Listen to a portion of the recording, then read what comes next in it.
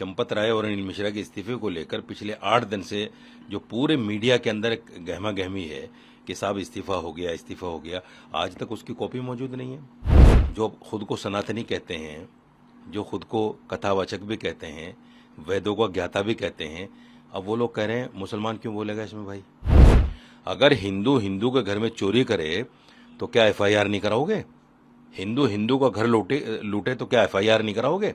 अगर हिंदू की बेटी के साथ रेप करे तो क्या एफआईआर नहीं कराओगे? बड़ी अजीब कहानी रची जा रही है देश में।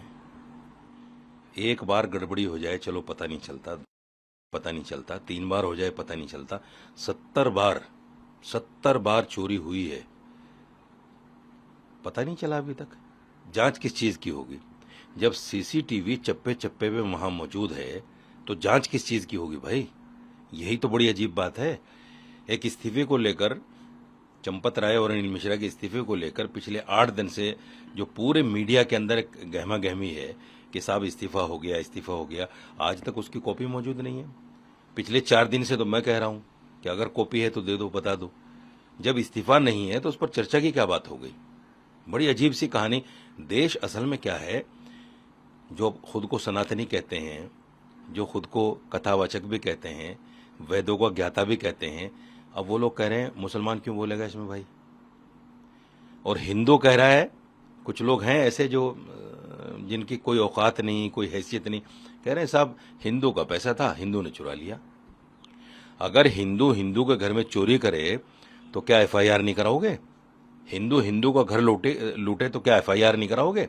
अगर हिंदू की बेटी के साथ रेप करे तो क्या एफआईआर नहीं कराओगे? ये बड़ी अजीब सा तर्क है कि साहब हिंदू का पैसा हिंदू ने ले लिया। अब तो फिर देश में ये होगा कि अगर मुसलमान हिंदू बेटी की इज्जत लूटे तो एफआईआर होगी, नहीं तो नहीं होगी। और हिंदू अगर मुसलमान की बेटी की इज्जत लूटे तो एफआईआर होगी, नहीं तो नहीं होगी। मुसलमान के साथ कर रहा है, हिंदू के साथ कर रहा है, जो चाहे करो।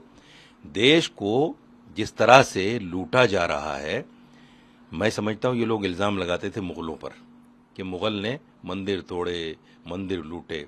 अब मुझे बताएं, ये जो जितने लूटने वाले हैं ये बाबर की औलाद हैं, औरंगजेब की औलाद हैं, जहांगीर की औलाद हैं या अकबर की औलाद हैं? बताएं, क्योंकि मंदिर तो लूटने वाले तो मुगल हैं सारे। बड़ी अजीब सी स्थिति है। मैं समझता हूं इसमें जांच अच्छे से हो ही नहीं पाएगी। बड़ी मछलियां बची रहेंगी, छोटी मछलियों को चारा बनाकर खत्म कर दिया जाएगा।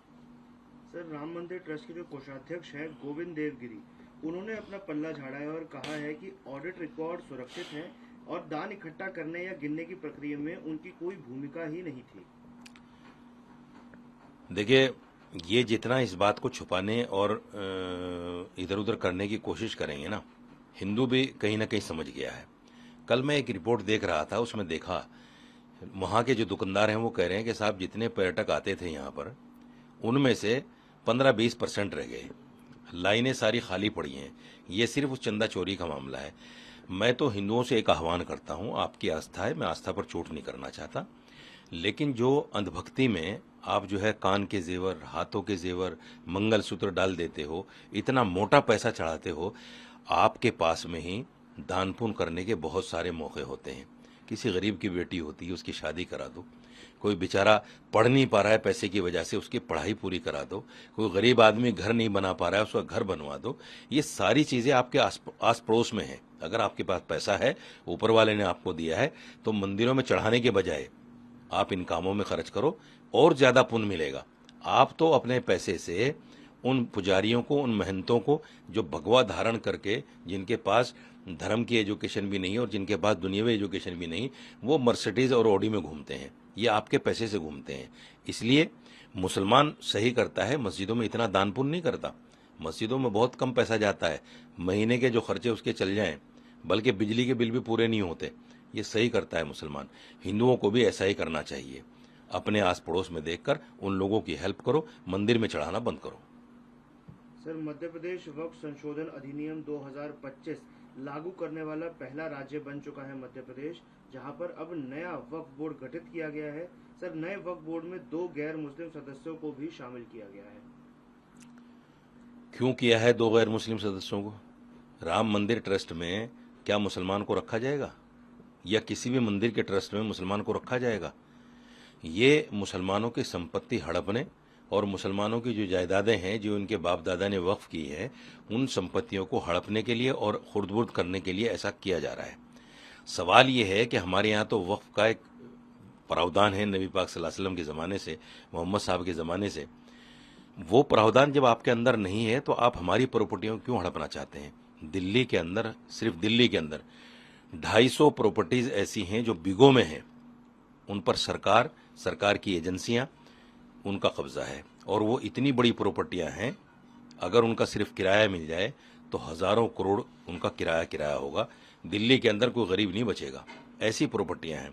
कांग्रेस के ज़माने से सरकारी संपत्तियों को जिस तरह से हड़पा जा रहा है, अब भारतीय जनता पार्टी, कांग्रेस ने तो मुसलमानों को वक्फ बोर्ड बनाकर हड़पी हैं, अपने आदमी बिठाकर हड़पी हैं, अब ये उसमें हिंदू शामिल करके उसको हड़पना चाहते हैं। सवाल ये है कि मुसलमानों की संपत्तियां, मुसलमानों के जो भी अधिनियम या हुकूक हैं संविधान के अंदर, उनको कैसे डिस्ट्रॉय किया जा रहा है, कैसे मुसलमानों को टारगेट किया जा रहा है, कैसे मुसलमानों को कहीं ना कहीं डिग्रेड किया जा रहा है। लोग कहते हैं मुसलमान की चूड़ी टाइट हो रही है, मुसलमान की चूड़ी टाइट करके हिंदू वोट लिया जा रहा है। मगर मैं समझता हूं कि अब वो वक्त आ गया है कि हिंदू भी जाग गया है। अब ये काम चलने वाले नहीं है। आने वाले चुनाव में इसका परिणाम देखने को मिलेगा।